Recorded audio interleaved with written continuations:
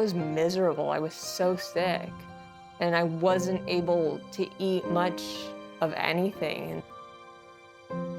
I was on a steep decline, and I started to seek out the help of a gastroenterologist who I have the utmost admiration for. He said, "I'm going to send you to the MedStar Georgetown University Hospital Transplant Institute."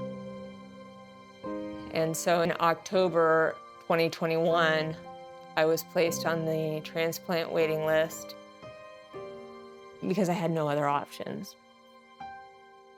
Wendy had a very chronic condition that was really untreatable with any conventional surgery or medicine. She came to us really as a last resort in dire straits. She was getting all her nutrition through an IV. She couldn't eat. She had constant nausea, vomiting, and pain. 4 months later, we got that call and went in, and I got the transplant.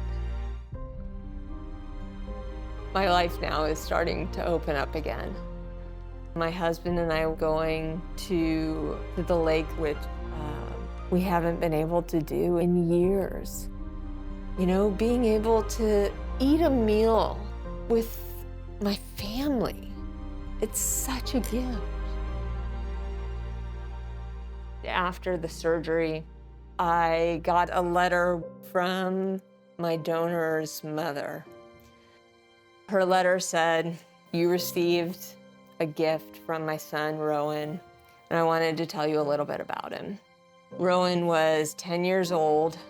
He was a very kind young man who excelled at electronics and math and computers. He loved dogs, and he wanted to become a canine handler. So I started writing to her. You know, I just told her how grateful that I was. I wanted her to know how important what she had done was. I recognized that in her darkest hour, that she had chosen to give life to so many others.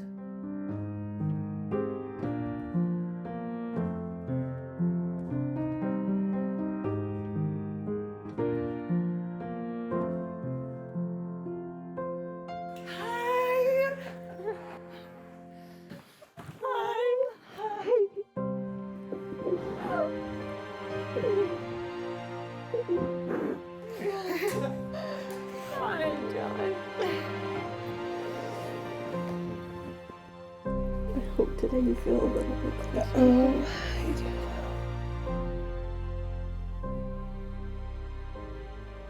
You know, I was living on that precipice between living and dying, and, you know, going to sleep not knowing if I was going to wake up the next day. And, you know, when that call came, it really was my last chance at life itself. And he gave me that gift. We lost him to an unexpected brain aneurysm. Once we realized that there was nothing we could do to keep him, we signed up with the gift of life and donated. Wendy is one of his recipients of his gifts. Today is his birthday, so what better way to celebrate his birthday than to do it together? Look at you sporting Michigan wear. Wendy's brother and other police officers have trained a canine and named him Rowan to be part of their police force, and that is just so absolutely incredible because Rowan was a dog person and he wanted to be a canine handler when he grew up. With bowel transplantation, she's thriving now, I'll never forget that. Thank you. and it's really wonderful to see that. For me, it was absolutely life-changing. And if you're wondering about organ donation, think about Rowan and how a 10-year-old can save over 20 lives. And so I was so fortunate. You know, I see all of the life that I have again, and I'm so grateful for it every day.